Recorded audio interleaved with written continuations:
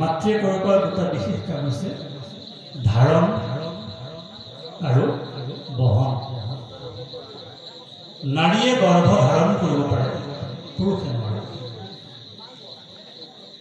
আৰু এগৰাকী নাৰীয়ে এখন গাঁৱৰ পৰা আন এখন গাঁৱলৈ সেই গাঁওখনৰ সংস্কৃতি লৈ যায়। যিখন ঘৰত ডাঙৰ দীঘল হৈছে সেই ঘৰখনৰ সংস্কৃতি আন এখন ঘৰলৈ লৈ যায়, যিটো পুৰুষে নকৰে। গতিকে সংস্কাৰ যদি হ'ব লাগে, নাৰীসকলৰ সংস্কাৰ হ'ব লাগে। সেইকাৰণে মহাপুৰুষ গুৰুজনে কৈছে স্ত্ৰী বাল্য বৃদ্ধ সমস্তৰে অধিকাৰ। এই ধৰ্মত সকলোৰে অধিকাৰ আছে। স্ত্ৰীসকল যদি শুদ্ধ হৈ গুচি যায়, স্ত্ৰীসকলে যদি ঘৰখনৰ আধ্যাত্মিক বাতাবৰণ সৃষ্টি কৰিব পাৰে, তেতিয়া কিন্তু ঘৰখন লাহে লাহে দ্বন্দ্ব খিয়াল আদিৰ পৰা আঁতৰি যাব। কেনেকৈ কৰিব? আৰু আইগৰাকীয়ে 5টা পাপত লিপ্ত হৈ থাকে নহয়। আগতে কৈ গ'ল ক'ত ক'ত পলি আইগৰাকীৰ গাত কেনেকৈ পাপ লাগি যায়।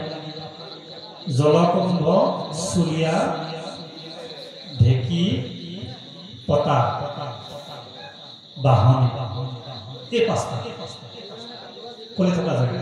আৰু সেইবিলাক আইগৰাকীয়ে সদায় থাকিব লগা। আইগৰাকীৰ গাত এই 5টা পাপ জেলি লাগে। জলকুম্ভ, আপোনালোকে পানী আনিছে, পানী আনি কোনোবা জেগাত সংৰক্ষণ কৰি দিছে। পানী সংৰক্ষণ কৰাটো পাপৰ ভিতৰত পৰে দেই। পানী বোলে সংৰক্ষণ কৰিব নাপায়, পানী ভেটিবও নাপায় বুলি কয়। কাৰণ এইটো আমি সৃষ্টি কৰা বস্তু নহয় যে, এইটোৰ ওপৰত সকলোৰে অধিকাৰ আছে। গতিকে আমি জল সংৰক্ষণ কৰি ৰাখোঁ খাবৰ কাৰণে, এইটো পাপ হয়। আপুনি চৌকা জ্বলাইছে, তাতো অসংখ্য জীৱ জন্তুৰ বধ হৈছে। এইটো কিন্তু কৰিব লাগিব সংসাৰখন চলিবৰ কাৰণে, নহ'লেতো নহ'ব। গতিকে জলকুম্ভ, চুলীয়া, বাহনী, আপুনি যেতিয়া বাহনী মাৰিছে আপুনি বহুত জীৱ মাৰি দিলে। বাহনী, ঢেঁকী আৰু পতা, এইকেইটাতো আপুনি ঘৰত ব্যৱহাৰ কৰিছে, সদায় জীৱ হত্যা হৈ আছে। গতিকে জীৱ হত্যা যেতিয়ালৈকে হৈ থাকিব ঘৰখনলৈ শান্তি কেতিয়াও নাই। এতিয়া আইগৰাকীক আপুনি ঠিক কৰি ল'ব লাগিব। আইগৰাকীক ঠিক কৰিবৰ কাৰণে ব্যৱস্থা আমাৰ কৰিছে। কি ব্যৱস্থা আছে? যে আইগৰাকীয়ে শুই উঠি স্নান কৰি এই কামসমূহ কৰাৰ আগত কামখিনি কৰি প্ৰভু ভগৱন্তৰ ওচৰত মূৰ ধুৱাব। প্ৰভু ভগৱন্তৰ ওচৰত খাব নালাগে, একো ভক্ষণ কৰিব নালাগে, একো ভক্ষণ। জল অকণমান খাইছিলোঁ বেলেগ কথা, কিন্তু গধুৰ বস্তু একো নোখোৱাকৈ ঘৰখনত প্ৰথম আৰু এই জেগাডোখৰ ঠিক কৰি ৰাখক। ঘৰখনৰ কাৰণে প্ৰথমতে সৰুকৈ হ'লেও আৰম্ভ কৰক। ই বহল কৰি গৰু আসনভাৰ ডাঙৰ কৰিব, তাত সেৱা কৰিব। আমি যিহেতু অজানিতে বহুখিনি পাপ কৰিছোঁ। আৰু মহাপুৰুষ গুৰুজনে আমাক অসমীয়া জাতি হিচাপে আটাইতকৈ গৌৰৱান্বিত জাতি। আমি অসমীয়া জাতিয়ে মহাপুৰুষ মাধৱদেৱৰ ঘোষা নহ'লে একোৱেই কৰিব নোৱাৰোঁ। এটা জাতিয়ে কেনেকৈ কাকুতি কৰিব লাগে ঘোষাত লিখা আছে। এটা জাতিয়ে প্ৰাৰ্থনা কেনেকৈ কৰিব লাগে ঘোষাত লিখা আছে। এটা জাতিয়ে নমস্কাৰ কেনেকৈ কৰিব পৰা লাগে আমাৰ মহাপুৰুষ গুৰুজনে ঘোষাত লিখি থৈ গৈছে। এই দুজনে আমাৰ ভঁৰাল চহকী কৰি থৈ গৈছে। তাৰ এজোটা ঘোষা মই দুৰাচাৰ ইভাগেই হওক যাদৱ জনন্দ, এই ঘোষাভাগ কিন্তু প্ৰভু ভগৱন্তৰ ওচৰত বিনতি কৰি গাব। গাই বাকী কৰ্ম জীৱনৰ আগবাঢ়িব। তাৰ পাছতে ব্যৱস্থা আছে। আপুনি সিদ্ধ ৰন্ধাৰ আগমুহূৰ্তত যি আপুনি সিদ্ধ আপুনি ৰান্ধিব বিচাৰিছে তাৰ পৰা আপুনি 4 মুঠি সিদ্ধ আছুতীয়াকৈ ৰাখিব। এয়া ভকতৰ কাৰণে ৰাখিব। এয়া ভকতক আপুনি খুৱাব লাগিব।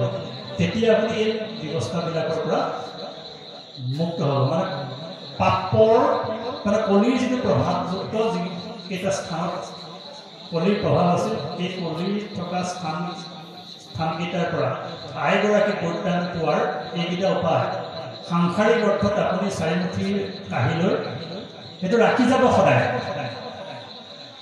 সেই চাউল আপুনি ভকতৰ কাৰণে অৰ্পণ কৰিব। আপুনি সদায় ভকতজনক খুৱাব পৰা নাই নহয়। ব্যৱস্থা আছিল আইগৰাকী ৰান্ধিব, ৰান্ধি পিছত সকলোৱে খোৱাৰ পাছত তেওঁ পদূলিলৈ আকৌ 3বাৰ যাব লাগিছিল আইগৰাকী।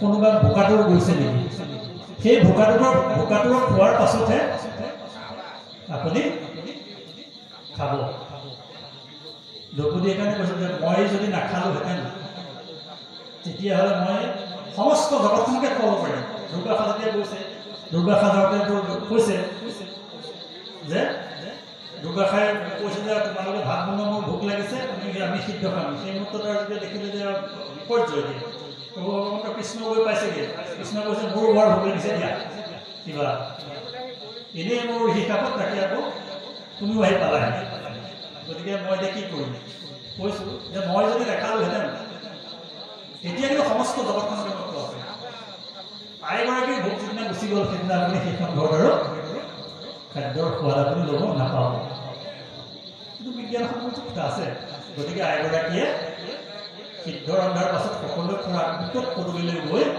ভোকাটোৰ কোনো মানুহ আহিছিলে তেওঁ ভক্ষণ খোৱাৰ পাছতে তেওঁ গ্ৰহণ কৰিব এইটো সদায় নহয় কাৰণে আপুনি চাৰিমুঠি দাইলটো আগতীয়াকৈ তৈয়াৰ ৰাখিব এইটো ঈশ্বৰৰ কাৰণে পঠিয়াই দিব আৰু আপোনাৰ ঘৰখনলৈ কৃপা আহিব লাগিব